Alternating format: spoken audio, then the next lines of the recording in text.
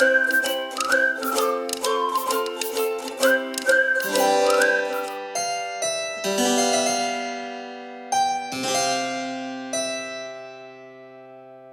you. You're the only man?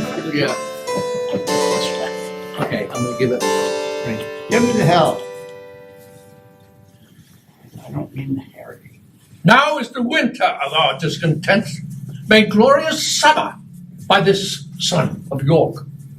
And all the clouds that lowered upon our house in the deep bosom of the ocean buried. Now are our brows bound with victorious wreaths, our bruised arms hung up for monuments, our stern alarms changed to merry meeting, our dreadful marches to delightful measures. Blizzard's war has smoothed his wrinkled front. And now, instead of marching barbed siege to bright the souls of fearful adversary, he capers nimbly in a lady's chamber to the lascivious pleasing of a lute.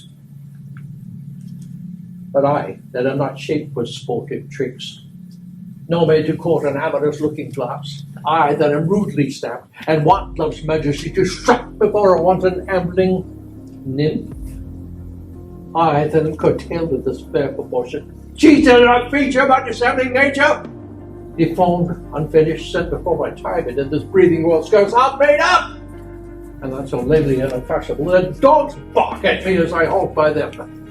Why, I, in this weak piping time of age, have no delight to pass away the time, unless to spy my shadow in the sun, descant on mine own deformity.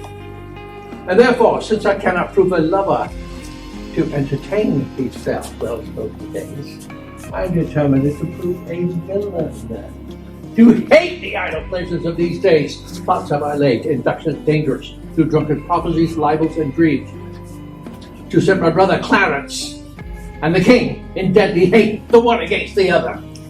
And since King Edward be as true and as just as I am subtle, false, and treacherous, this day should Clarence closely be mewed up about a prophecy which says the chief of Edward's heirs, the murderer, shall be. Ooh, thy thoughts down to my soul. Here Clarence comes. Brother, good day. What made you this on this with you on this your grace? His Majesty, tendering my person safely, hath appointed this conduct to the convey me to the tower. Upon what cause? Because my name is George. Oh, like my lord, that fault is none of yours. He should, for that, commit your godfathers. Belike his majesty hath some intent that you should be new christened in the tower. But what's the matter, Clarence, may I know? Yea, Richard, would I know, for I protest as yet I do not. But as I can learn, he hearkens after prophecies and dreams, and from the crossrow plucks is the letter G, and says a wizard told him that by G his issue disinherited should be. And for my name of George begins with G, it follows that his thought is that I am he. These, as I learn, and thus thy toys as these, have moved his highness to commit me now. Why, this is it. When men are ruled by women. 'Tis not the king that sent you to the tower, my Lady Grey, his wife Clarence. 'Tis she that tempers him to this extremity. Was it not she, and that good man of worship, Anthony Woodville, her brother there, that made him and sent Lord Hastings to the tower, from whence his present day he is delivered? We are not safe, Clarence, we are not safe. By heaven, I think there is no man secure but the Queen's kindred and the night-walking heralds that trudge betwixt the king and mistress sure. Are you not of a humble suppliant? Lord Hastings was to her for his delivery. Oh, humbly complaining to her deity, got my Lord Chamberlain his liberty. I'll tell you what, I think it is our way that if we keep in favor with the king, to be her men and wear her livery, the jealous, overworn widow and herself, since that our brother dubbed them gentlewomen, are mighty gossips in our monarchy. I beseech your graces both to pardon me. His Majesty hath straitly given in charge that no man shall have private conference of what degree soever with your brother. Well, even so, and please your worship, Brighton, you may praise, you may partake of anything we say. We speak no treason, man. We say the king is wise and virtuous, and his noble queen well struck in years, fair and not jealous. We say that Shaw's wife hath a pretty foot, a cherry lip, a bonny eye, a passing pleasing tongue, that the queen's ken are made gentlefolks. Well, how say you, sir? Can you deny all this? With this, my lord, myself have naught to do. Not to do with Mistress Shaw. I tell you, thee fellow, he that hath not with her, excepting one, were best to do it secretly alone. What, one, my lord? Her husband, knave, wouldst thou betray me? I do beseech your grace to pardon me, and withal forbear your conference with the noble duke. I know the charge, Brakenbury, and will obey. Well, we are the queen's abjects, and must obey. Brother, farewell. I will unto the king. And whatsoever you will employ me in, were it to call King Edward's widow sister, I will perform it to enfranchise you. Meantime, this deep disgrace in brotherhood touches me nearer than you can imagine. Well, I know it pleaseth neither of us well. Well, your imprisonment shall not be long. I will deliver you, or else lie for you. Meantime, have patience. I must perforce. Farewell. Go, tread the path that thou shalt ne'er return. Simple, plain Clarence, I do love thee so that I will shortly send thy soul to heaven, if heaven take the present at our hands. But who comes here? The new delivered Hastings. What time is the day unto my gracious lord? Well, of my turn unto good Lord Chamberlain. Well, are you welcome to the open air? How hath your lordship brooked imprisonment? With patience, noble lord, as prisoners must, and I shall live, my lord, to give them thanks. That were the cause of my imprisonment. Oh, no doubt that you should fail to Clarence too, for they that were your enemies are his, and have prevailed as much on him as you. Oh, more pity than the eagles should be mewed, and where kites and buzzards there are prey at liberty. What news abroad? Oh, no news so bad abroad as this at home. The king is sickly, weak, and melancholy, and his physicians fear him mightily. Oh, now, by St. John, that news is bad indeed. Oh, he hath kept an evil diet long, and overmuch consumed his royal person. 'Tis very grievous to be thought upon. Where is he? In his bed? He is. Well, go you before, I will follow you. He cannot live, I hope, and must not die till George be packed with his passports up to heaven. I'll in to urge his hatred more to Clarence, with lies well sealed with my weighty arguments. And, if I fail not in my deep intent, Clarence hath not another day to live, which done, God King Edward to his mercy, and leave the world for me to bustle in. For then I'll marry Warwick's youngest daughter. What, though I killed her husband and her father? The readiest way to make the wench amends is to become her husband and her father, the which will I, not so much for love, but as for another secret close at death by marrying her, which I must reach unto. But yet I run before my horse to market. Clarence still breathes, Edward still lives and reigns, and when they are gone, then must I count my gains. Scene 2, London. Another street. Enter the corpse of King Henry VI, born in an open coffin. Gentlemen bearing halberds to guard it, and Lady Anne as mourner. Sit down, your honorable load. If honor may be shrouded in a hearse, whilst I awhile obsequiously lament the untimely fall of virtuous Lancaster. Poor key cold figure of a holy king, pale ashes of the house of Lancaster, thou bloodless remnant of that royal blood, be it lawful that I invocate thy ghost to hear the lamentations of poor Anne, wife to thy Edward, to thy slaughtered son, stabbed by the self-same hand that made these wounds. Lo, in these windows that let forth thy life, I pour the helpless balm of my poor eyes. O cursed be the hand that made these holes, cursed the heart that had the heart to do it. Curse the blood that let this blood from hence. More direful hap betide that hated wretch, that makes us wretched by the death of thee. Then I can wish to wolves, to spiders, toads, or any creeping venom thing that lives.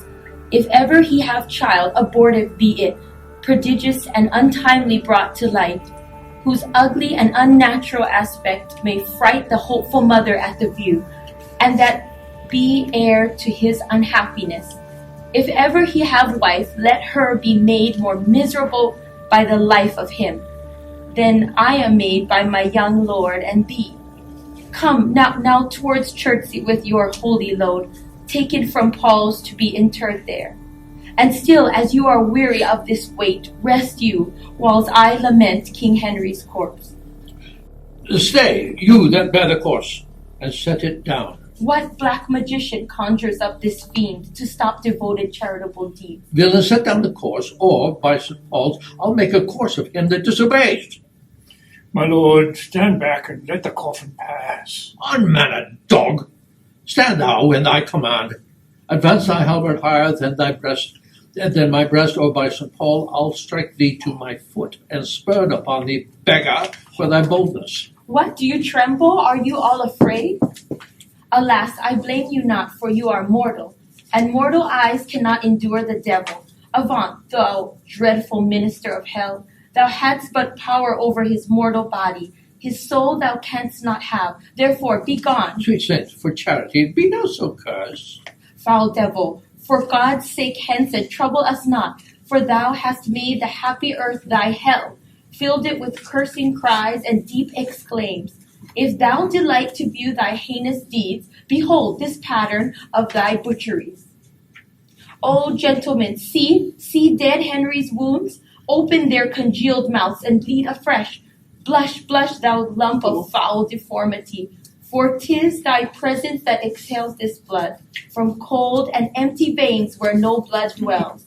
Thy deeds inhuman and unnatural proves this deluge most unnatural. O God, which this blood masked, revenge his death. O earth, which this blood drinkest, revenge his death.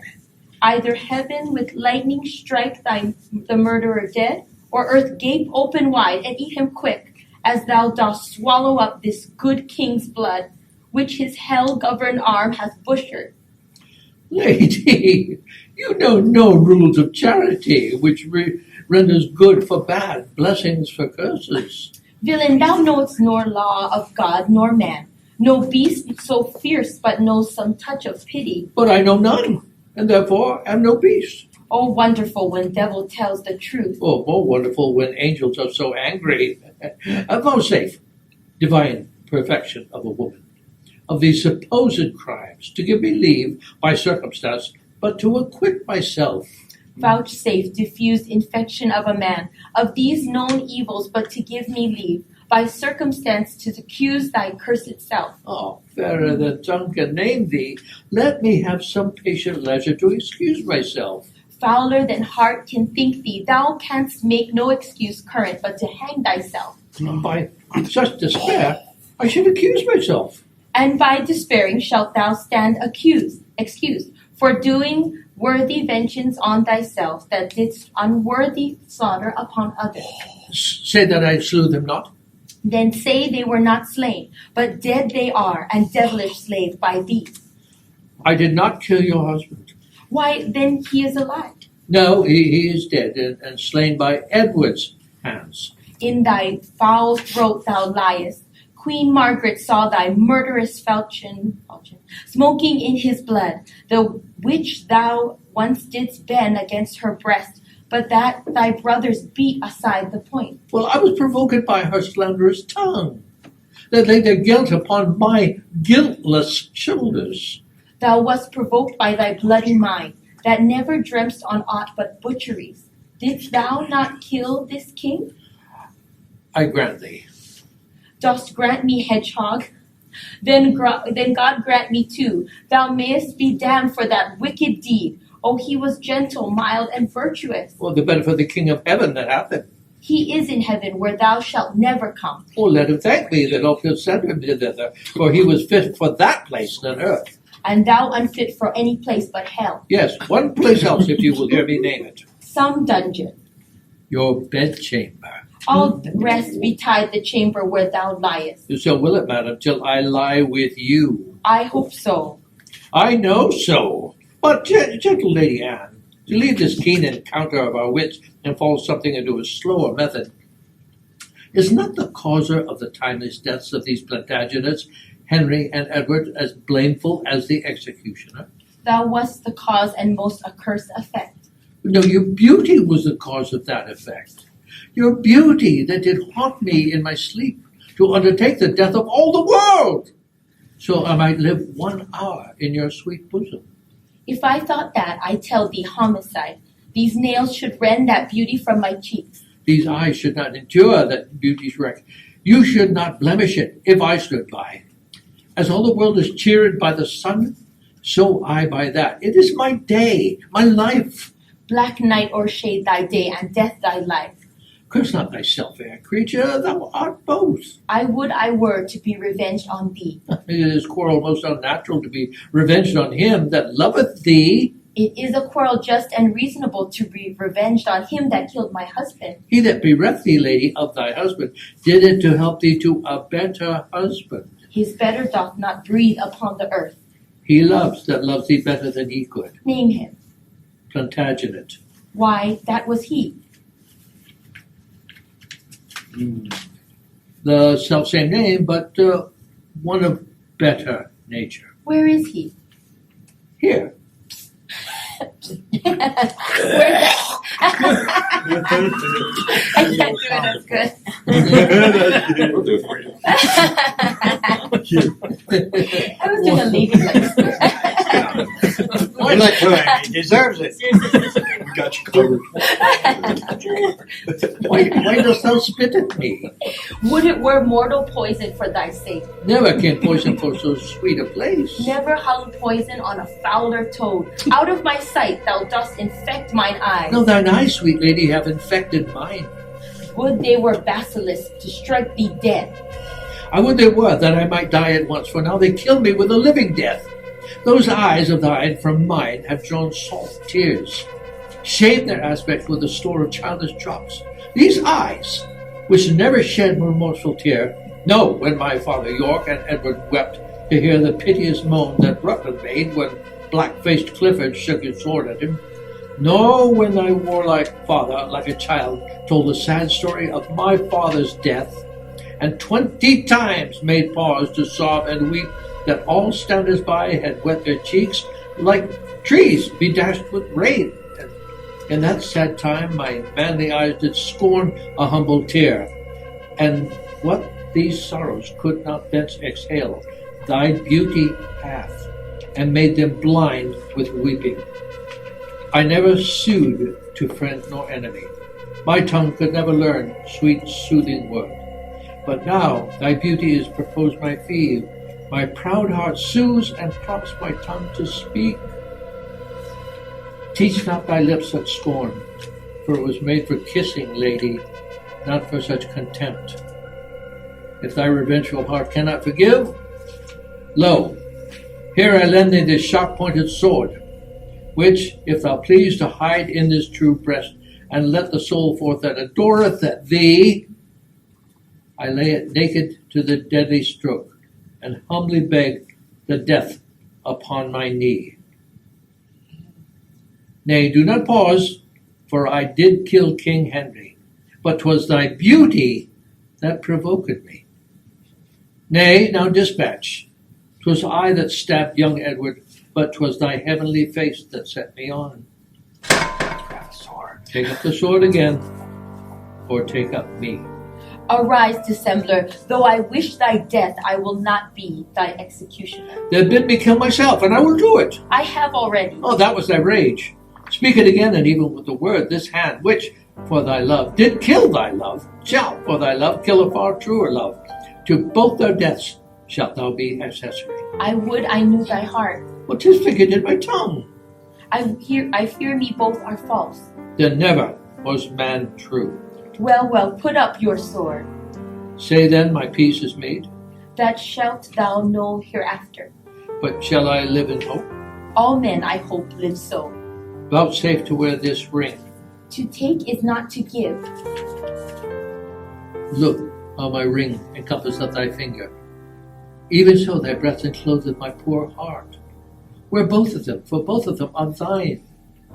And if thy poor devoted servant may but beg one favor at thy gracious hand, thou dost confirm his happiness forever. What is it?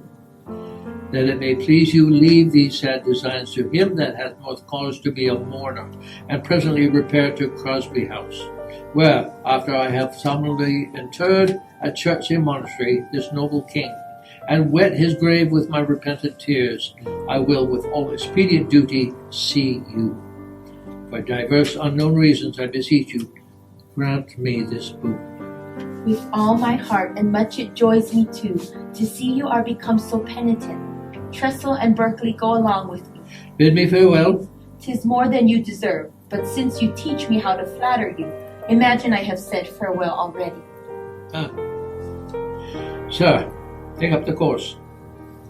Towards Gretchen, Lord. To Whitefriars. There attend my coming. Was ever woman in this humour wooed? Was ever woman in this humour won? I'll have her! What? I that killed her husband and his father, to take her in her heart's extremest hate, with curses in her mouth, tears in her eyes, the bleeding witness of my hatred by, having God, her conscience, and these bars against me, and I no friends to back my suit at all, but the plain devil and dissembling looks, and yet to win her? All the world to nothing! Ha! Has she already forgot that brave prince, Edward her lord, whom I some 3 months since stabbed in my angry mood at Tewkesbury? A sweeter and lovelier gentleman, framed in the prodigality of nature, young, valiant, wise, and no doubt right royal. The spacious world cannot again afford. And will she yet abase her eyes on me, that cropped the golden prime of this sweet prince, made her widow to a woeful bed? On me, whose all not equals Edward's moiety?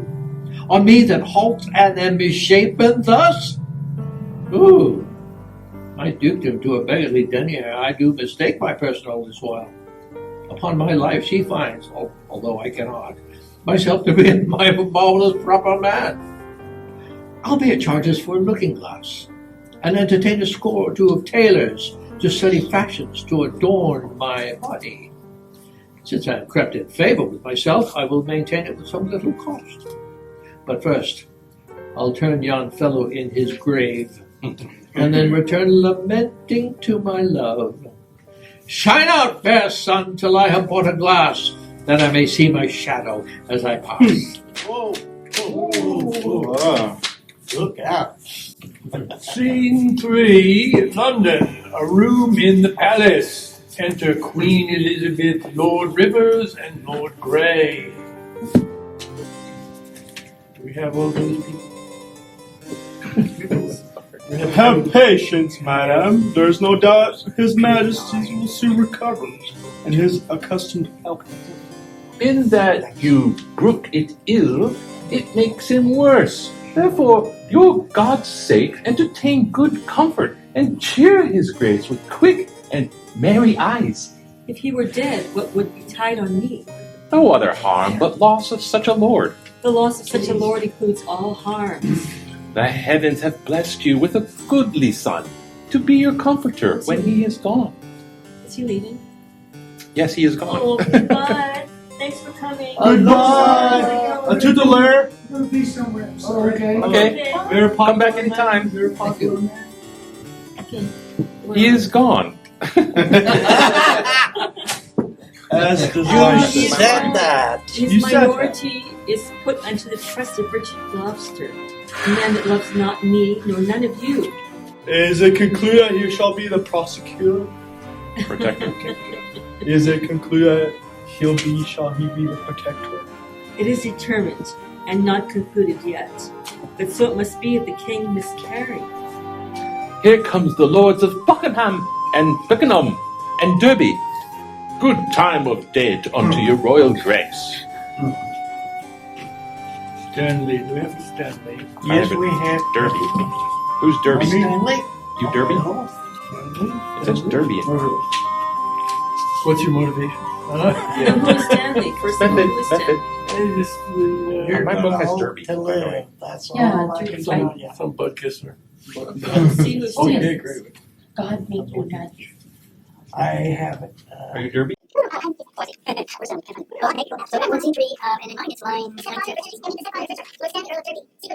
Book The like his. stepfather of Richmond, Lord What? Stanley, Earl of Derby, secretly No, he helps Richmond, although he cannot escape Richard's She watchful Ah. Stanley Earl Arrow of Derby. Derby. I have Darby. Derby. Okay, then that must be you then. The Earl of Derby. Derby? No, I'm Buckingham and Grey. I can't be Darby as well. Okay, I'll Oh, be you're Darby. Stanley. I can't add I'll that. read the first I have line, to. and when you Yeah. catch up to it, Mikey. Oh, God, Derby. God make your majesty joyful. Okay. As you have been. The Countess Richmond, good my Lord of Derby, to your good prayer will scarcely say amen. Yet to Derby notwithstanding, she's your wife, and loves not me. Be you, good Lord, assured, I hate not you for her proud arrogance. I do beseech you either not believe the envisioned slander of her false accusers, or if she's be accused on true report, bear with her weakness, which I think proceeds from wayward sickness and with no grounded malice. Saw you the king today, my Lord of Derby? But not the Duke of Buckingham and I are come from the visiting His Majesty. What likelihood of his amendment to the lords? Madam, good hope is grace speaks cheerfully. God grant him health. Did you confer with him? Aye, madam. He desires to make atonement between the Duke of Gloucester and your brothers, and between them and my Lord Chamberlain, and to warn them of his royal presence. Would all were well, but that will never be. I fear our happiness is at the height. Well, they do me wrong, and I will not endure it. Who is it that complains unto the king, that I, forsooth, am stern and love them not? Why, holy Paul, they love their grace but lightly, that fill his ears with such dissentient rumors. Because I cannot flatter and look fair, smile in men's faces, smooth, deserve, and cog, duck with French nods and apish courtesy, I must be held a rancorous enemy. Cannot a plain man live and think no harm, but this is simple truth must be abused with silken, sly, insinuating jacks? To whom in all this present speaks your grace? To thee, that hath neither honesty nor grace. When have I injured thee? When done thee wrong? Or any of your faction? A plague upon you all! His Grace, Royal Grace, whom God preserves better than you would wish, cannot be quiet, scarce a breathing while, but you must trouble him with lewd complaints. Brother of Gloucester, you mistake the matter. The king on his own royal disposition, and not provoked by any suitor else, aiming belike at your interior hatred, that in your outward action shows itself against my children, brothers and myself, makes him to send that he may learn the ground. Of your ill will. Well, I cannot tell. Oh, you don't have that. So here it says the ground of your ill will and so remove. Oh, I don't have that in my book. Oh. I might mention at this time, these are early scripts that we have. Sometimes they're in quarto, sometimes they're in folio. Okay. If you need explanation of what that is, but they're different. So be prepared to just Okay, right along. It does not always mean that you are having a conversation, because frankly, I hate to say this, but I think Mr. Marlowe had some help with this, or at least the other guy. So, when in doubt, ad lib. Go ahead. Yeah, too many cooks spoil the broth. Yes, That ring the bell. all the very early scripts, all the very early scripts are exactly that, mishmash. So keep that in mind as you read along. We didn't have that in the later plays because we had things written out about the king marches all along there. Who cared? Who cared? But still, Yeah. this is it. Well, I cannot tell. The world has gone so bad. Then rents may pray. Where even that line came in perfectly. Where eagles may not perch, since every jack became a gentleman, there's many a gentle person made a jack. Come. We know your meaning, Brother Gloucester. Your envy may advance it, and my friends, God grant we never may have need of you. Meantime, grants that I have need of you.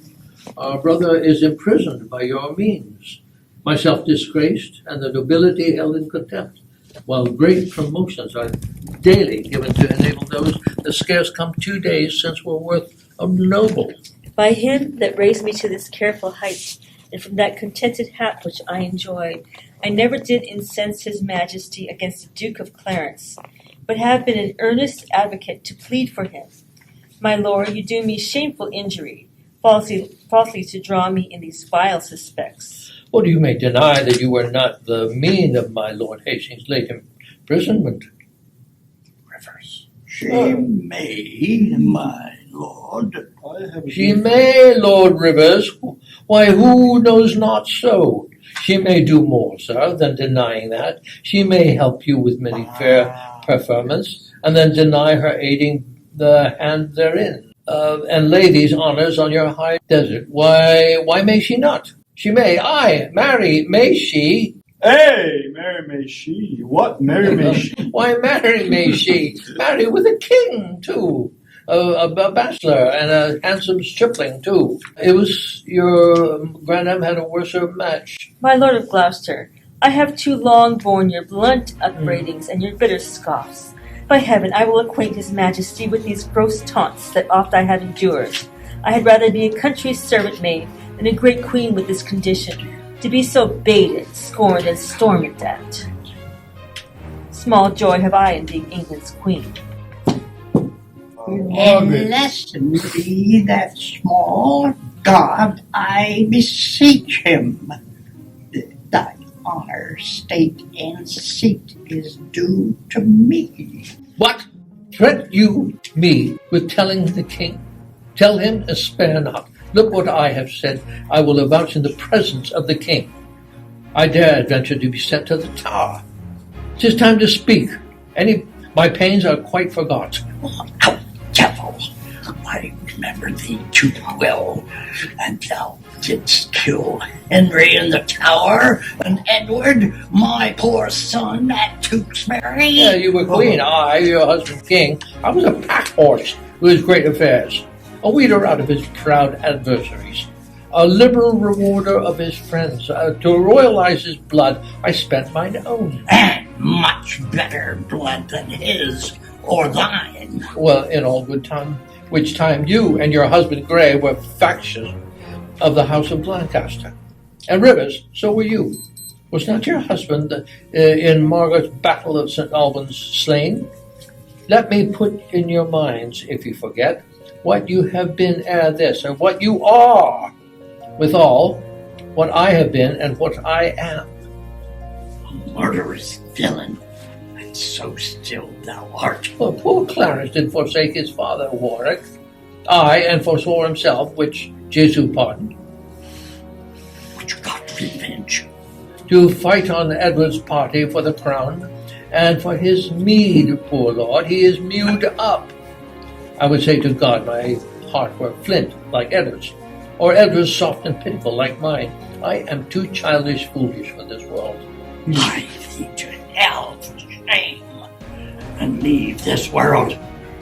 Thou Cadamon, there thy kingdom is. My lord of Gloucester, in those busy days, which here you are to prove us enemies, we follow then our lord, our sovereign king. We should owe you, if you should be our king.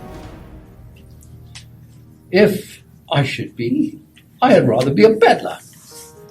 Far from it be it from my heart the thought thereof. As little joy, my lord, as you suppose, you should enjoy were you this country's king. As little joy may you suppose in me that I enjoy, being the queen thereof. Aye, little joy enjoys the queen thereof, for I am she, and altogether joyless. I can no longer hold me patient. Hear me, you wrangling pirates, you fall out in sharing that which you have withheld from me. Which of you, trembling not that looks on me? If not that I am queen, you bow like subjects.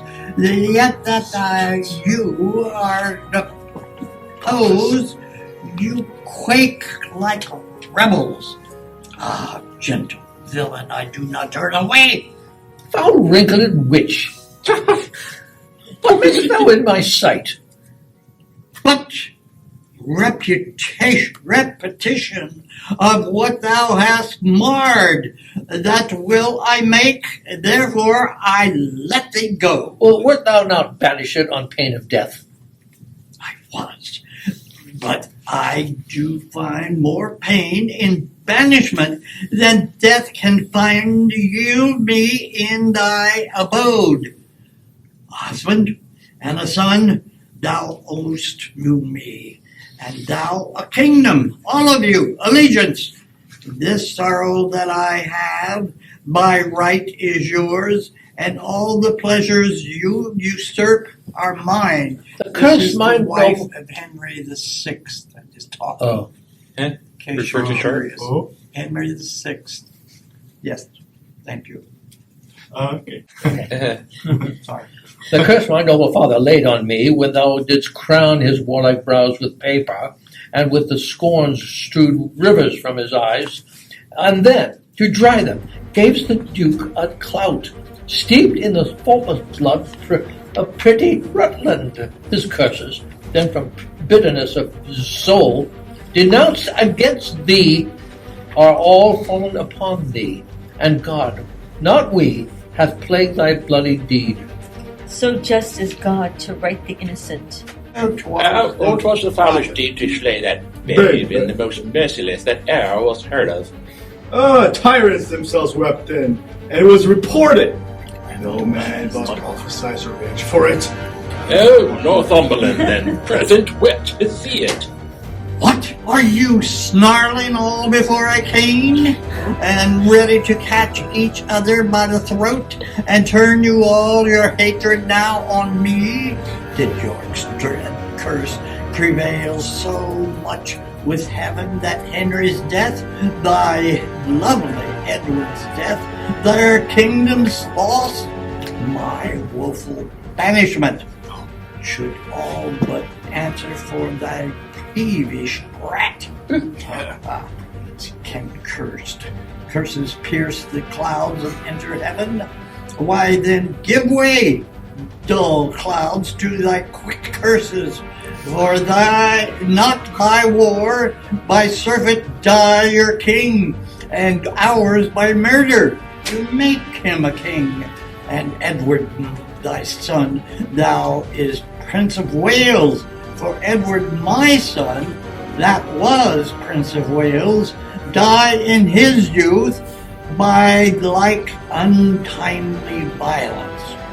Myself, a queen, for me that was a queen, outlive thy glory like the wretched self, and long mayest thou live to wail thy children's death, and see another, as I see thou now, decked in thy rights, with thou art stalled in mine. Long die thy happy days before the death, and after many lengthened hours of grief, die neither mother, wife, or England's queen. Rivers and Dorset, you were standers by, and so was thou, Lord Hastings, when my son was stabbed by bloody daggers. Blood, I pray him, that none of you may live his natural age, and by some unlocked accidents cut off. Have done thy charm, thou hateful withered hag. And leave out thee, say dog, for thou shalt hear me, if heaven have any grievous plague in store, exceeding those that I wish upon thee, and let them keep till the sins be ripe, and then hurl down thy indignation on thee, the troubles of the poor world's peace, the warn of consciousness, and still begnaw thy soul, and thy cringe respect for traitors, wouldst thou livest, and take deep traitors for thy dearest friends. So sleep, no sleep, close up thy deadly eye of thine, unless it be while some tormenting dream affrights thee with the hell of ugly devils, that elvish mark, abortive, brute hog, that thou hast sealed in thy nativity, the slave of nature and the son of hell, then slander of thy heavy mother's womb, that loathed issue of thy father's loin, that rag of honor thou detested. Margaret. Richard! Huh? I call thee not. Well, I cry thee mercy then. But thou didst think that thou hadst called me all these bitter names. So why I should, and looked for no reply, and let me make the period to my curse. Which is done by me and ends in Margaret. Thus have you breathed your curse against yourself. Poor painted queen, vain clerk of my fortune, thy threwest thy sugar sun on the bottled spider, whose deadliest web ensnared thee about. Fool, fool, thou wettest a knife to kill thyself. The day will come when thou shalt wish for me to help thee curse this poisonous hunchback's toad. False boding woman, end thy frantic curse, lest to thy harm thou move our patience. Lest to thy harm thou move our patience. Foul shame upon you! You have all moved mine. Where were you so well served? You would be, wouldn't you be? You'd be taught. Moved if you were mine. You would be Taught your duty. To serve me well, you all should do me duty, and teach me to be your queen, and you my subjects. Oh, serve me well and teach yourselves that duty. Dispute not with her. She is lunatic. Peace, Master Marquess. You are a malapert. Your far new stamp of honor is scarce current. Oh, that your young nobility could judge that 'twere lose it and miserable that they stand high, have many blast to shake them, and if they fall, they dash themselves to pieces. Well, good counsel, Mary. Learn it, Marquis. It touches you, my lord, as much as me. Aye, and much more. But I was born so high, the airy buildeth in the cedar's top, and dallies with the wind, and scorns the sun. And turns the sun to shade.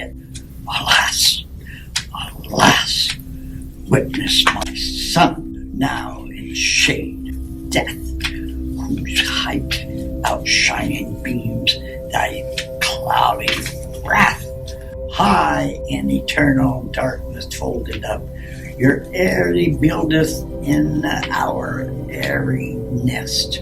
Oh God, that seest it, do not suffer it, and it would one with blood lost be it so. Peace for shame, if not for charity. Urging neither charity nor shame to me, uncharitably with me, and I had death, and shamefully my hopes by you are butchered. My charity is outraged, life my shame. In that shame shall live my sorrow's rage. Have done. O princely Buckingham, I'll kiss thy hand in sign of league and amity with thee, and now fair befall thee and thy noble house. Thy garments are not spotted with our blood, and nor thou within the compass of my curse. Nor no one here, for curses never pass the lips of those that breathe them in the air. I will not think but they are ascend the sky, and there awake God's gentle sleeping peace. Oh, Buckingham, take heed of yonder dog, and look when he fawns. He bites, and when he bites, his venom tooth will rankle to the death, and have naught to do with thee. Beware of him. And sin, death, and hell has set their marks on him, and all their ministers attend on him. What does she say, my lord Buckingham? Nothing that I respect, my gracious lord. Oh, what? Dost thou scorn me for my gentle counsel, and sue the devil that I warn thee from? But remember that this another day, when he shall split thy very heart with sorrow, and say, poor Margaret was a prophetess. Live, each of you, and subject to his hate, and be he to yours, and all of you to God's. My hair doth stand, and then to hear her curses. And so does mine. I muse while she's at liberty. I cannot blame her. By God's holy mother, she hath had too much wrong, and I repent my part that I have done to her. I never did her any, to my knowledge. Yet you have all had the advantage of her wrong. I was too hot to do somebody good. That is too cold in thinking of it now. Marry, for Clarence, he is well repaid. He is franked up to fattening for his pains.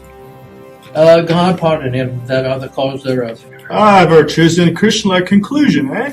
To pray for them that have done scathe to us. So do I ever, being well advised. For had I cursed now, I had cursed myself. Madame, His Majesty doth call for you. And for your grace and yours, my gracious lord, Catesby, I come. Lords, will you go with me? we wait upon your grace. I do the wrong. And first begin to brawl. The secret mischief that I set approach, I laid upon the grievous charge of others. Clarence, who I indeed have cast in darkness, I do beweep to many simple goals, namely to Derby, Hastings, and Buckingham, and sell them to the Queen, and tell them 'tis the Queen and her allies that stir the King against the Duke, my brother. Now they believe it, and withal wet me to be revenged on the rivers Dorset, Grey. But then I sigh, and with a piece of scripture, tell them that God bids us do good for evil. And thus I clothe my naked villainy with odd ends stolen forth from Holy Writ, and seem a saint, when most I play the devil. But soft, here come my executioners. How now, my hardy toast resolved mates? Are you now going to dispatch this thing? We are, my lord, and come to have the warrant that we may be admitted where he is. Well thought upon. I have it here about me. When you have done, repair to Crosby Place. Or, sirs, be sudden in the execution. Withal obdurate, do not hear him plead, for Clarence is well spoken, and perhaps may move your heart to pity if you mark him. My lord, we will not stand to prate. Talkers are no good doers. Be assured we go to use our hands and not our tongues. Your eyes drop millstones when fools' eyes drop all tears. I like you, lads. About your business straight. Go, dispatch. We will, my noble lord. Are you the murderer?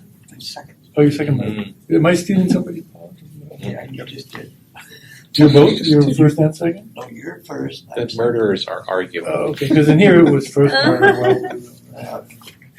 Scene for the same. The Tower. Enter Clarence and Brackenbury. Why you look so grace so heavily today? Oh, I have passed a miserable night, so full of fearful dreams of ugly sights, that I am a Christian faithful man.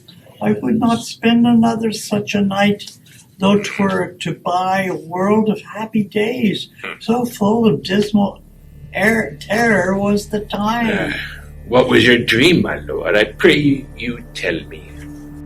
Methought I had broken from the Tower, and was embarked to cross to Burgundy, and in my company my brother Gloucester, and who from my cabin tempted me to walk upon the hatches, and thence we looked toward England, and sighted up 1,000 heavy times during the wars of York and Lancaster that had befallen us. And as we paced along upon the giddy footing of the hatchers, methought that Gloucester was stumbled, and in falling struck me, and that to stay him overboard through the tumbling billows of the main. Oh Lord, methought that what pain is what to drown, what dreadful noise of waters in mine ears, what sights of ugly death within my eyes. Methought I saw 1,000 fearful wrecks, 10,000 men that fishers gnawed upon, wedges of gold, great anchors, and heaps of pearl, intimate stones, unvalued jewels, all scattered in the bottom of the sea.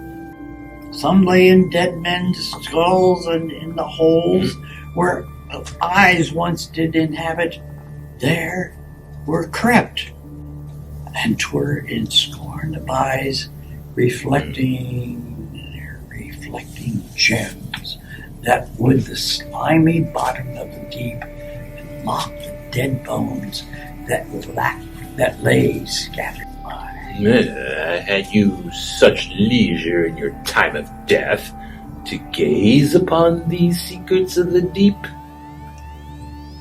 Methought I had, Well, they're doing and that often when I do did Romeo strive to yield the ghost, and did the envious blood stopped in my soul, and would not let it forth, and find the empty, vast, and wandering air, but smothered it within my panting bulk, which almost burst to be belch in the sea. Awake you not in this sore agony? No, my dream was lengthened after life, and then began the tempest to my soul.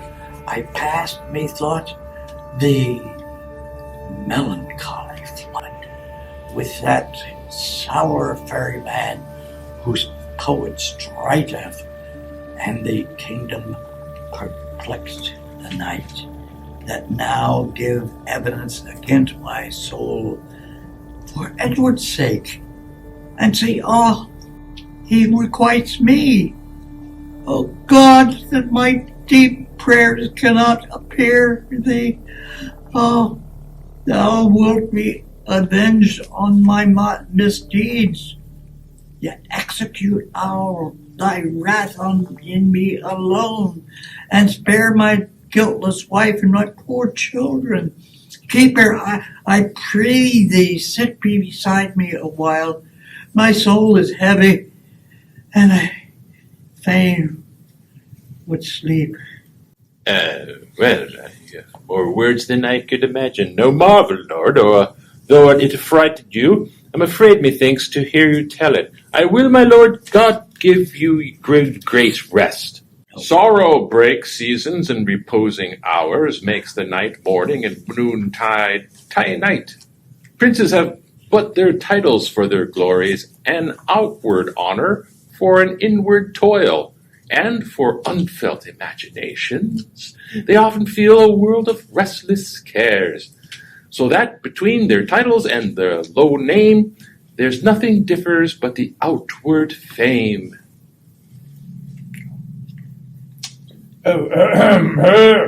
Who's there? What wouldst thou, fellow? And how camest thou hither? I would speak with Clarence, and walking out hither on my legs. What, so brief? 'Tis better, sir, than to be tedious. Let him see our commission and talk no more. I am in this command to deliver the noble Duke of Clarence to your hands. I will not treason what is meant hereby, but I will be guiltless from the meaning, and here lies Duke asleep, and there the keys. I'll tell the king and signify to him that thus I have resigned to you my charge. You may, sir. 'Tis a point of wisdom. Fare you well. What? Shall I stab him as he sleeps? No, you'll say 'twas done cowardly when he wakes. Why, she shall never wake until the great judgment day. Why, then he'll say we stabbed him sleeping. The urchin of that word judgment hath bred a kind of remorse in me. What? Art thou afraid? Not to kill him, having warrant, but to be damned for killing him, for the which no warrant can defend me. I thought thou hadst been resolute. So I am, to let him live. Now back to the Duke of Gloucester and tell him so. Nay, I prithee stay a little. I hope this passionate humor of mine will change. It has warned to hold me, but while one tells 20. How dost I feel myself now? certain dregs of consciousness are yet within me. Remember our reward when the deed's done. Oh, zounds he dies, and he hath forgot the reward. Where's thy conscience now? In the Duke of Gloucester's purse. So, when he opens his purse to give us a reward, thy conscience flies out. No matter, let it go. There's few. None will entertain it. What if it come to thee again? I'll not meddle with it. It would make the man a coward. A man may steal, but it would use of them. A man cannot swear, but it would check him. A man cannot lie with his neighbor's wife, but it detects him. And 'tis a blushing, a shamefaced spirit that mutinies in a man's bosom. It fills a man full of obstacles, and it made me once restore a purse of gold that was by chance I found. Oh, it niggers any man that keeps it, as it turns out to be towns and cities for a strict, dangerous thing. And every man that means to live well endeavors to trust to himself and live without it. Zounds! It is even now at my elbow, persuading me not to kill the two. Take the devil in thy mind and believe him not. He would be insinuate with thee and make thee sigh. I'm strong framed. You cannot prevail with me. Spoke like a tall man, and thy repeats thy reputation. Come, shall we fall to work? Take him over the costard with the hilt of thy sword, and then throw him into the malmsey butt in the next room. Oh, excellent device. Oh, and it make a sup of him. Shh, he wakes. Strike! No, we'll reason with him. Oh, where art thou, keeper?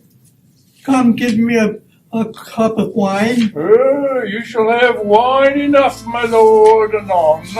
In God's name, what art thou? A man, as you are. And but as I am royal. Nor you, as we are, loyal. Thy voice is thunder, but thy looks are humble. My voice is now the king, my looks mine own. How darkly and how deadly thou dost speak. Your eyes do menace me. Why do you look pale? Who sent you hither? Whither do you come? To murder me?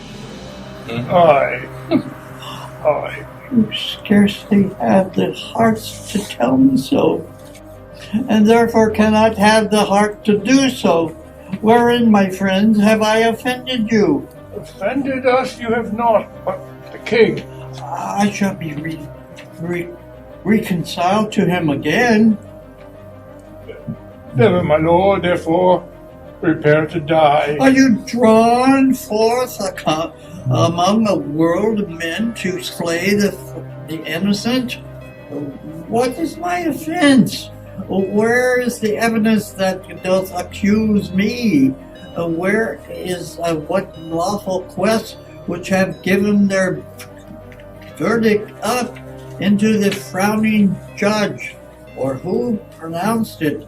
The bitter sentence, the sentence of poor Clarence's death, before I can be convinced convict by course of love to threaten me with the death of most unlawful, I charge you, as you hope in having redemption by Christ's dear blood shed for the grievous sins that you depict, and lay no hands on me. That deed you undertake to damnation, damnable. What we will do, we do upon command. and he that will command to our king. The runningest vassals, the great King of Kings, hath in the tale of his law commanded that thou shalt do no murder. Will you then spurn at his edict and fulfill a man's? Take heed, for he holds vengeance in his hand to hurl upon their heads that break his law. And that same vengeance doth he hurl on thee for false swearing and for murder too. Thou didst receive the sacrament to fight and quarrel of the house of Lancaster. And like a traitor in the name of God, didst thou break that vow, and with this treacherous blade unrip the bowels of thy sovereign son, whom thou wast sworn to cherish and defend. How canst thou urge God's dreadful law to us when thou breakst in thy dear decree? Alas, for whose sake am I ill deed? For Edward, for my brother, for his sake he sends you not to murder me for this, and in that sin he is as deep as I. If God be avenged for the deed, I know you yet. He doth it publicly, and take not the quarrel from his powerful arm. He needs no indirect or lawless course to cut off those who have offended him. Who made thee then a bloody minister, when gallant springing brave Plantagenet, that princely novice, was struck dead by thee? My brother's love, the devil, and my rage. Thy brother's love, our duty, and thy fault provoke us hither now to slaughter thee. If thou love me, brother, hate me, not me. I am his brother, and I love him well. If you are hired for meed, go back again, and I will send him in my brother Gloucester, and who shall reward you better for my life than Edward will for tidings of my death. You're deceived. Your brother Gloucester hates you. Oh no, he loves me, and he holds me dear. Go you to him from me. Aye, so we will. Tell him that our princely father York blessed his 3 sons, with me his victorious arms, and charged us from his soul to love each other, and little thought of his divided friendship. Bid Gloucester think of this, and he will weep. Aye, millstones, as he lessoned us to weep. Oh, do not slander him, for he is kind. Right, as snow in harvest. Thou deceivest thyself. 'Tis he that sends us to destroy you here. Oh, it cannot be, for he bewept my fortune, and hugged me in his arms, and swore with sobs that he would labor my delivery. Why, so he doth when he delivers you from this earth's thraldom to the joys of heaven. Make peace with God. You must die, my lord. Have you that holy feeling in your souls to counsel me to make my peace with God? Or are you yet in your own souls so blind that you will war with God by murdering me? Oh, sirs, consider that that set you on to do this deed will hate you for the deed. What shall we do? Relent and save your souls. Relent? 'Tis cowardly and womanish. Oh, not to relent is beastly, savage, devilish. Which of you, if you were a prince's son, being pent from liberty as I am now, if 2 such murderers as yourselves came to you, would not entreat for life? Aye, you would beg, were you in my distress. Oh, good, please. Okay. My friend, I spy some pity in thy looks. If thine eye be not flatterer, come thou on my side, and entreat for me. Begging prince, what beggar pities not? Oh, there it says, look here. Ah! My lord, take that and that, and all I'll drown you in your mousy bubbly. Bloody deed and desperately dispatched. Okay. How fain thy pilate will I wash my hands of this most grievous murder. What meanst thou that it does helps me not? Oh, my heavens, the Duke shall know I'll slack you, being. I would he knew that I'd been saved his brother. And take thou the fee and tell him what I say, for I repent me that the Duke is slain. So do I, not I. Go, coward as thou art. Ha! Go, coward, and I'll go hide the body in some hole till the Duke gave order for his burial. And when I have my meed, I will away, for this will out, and then I must not stay. Great.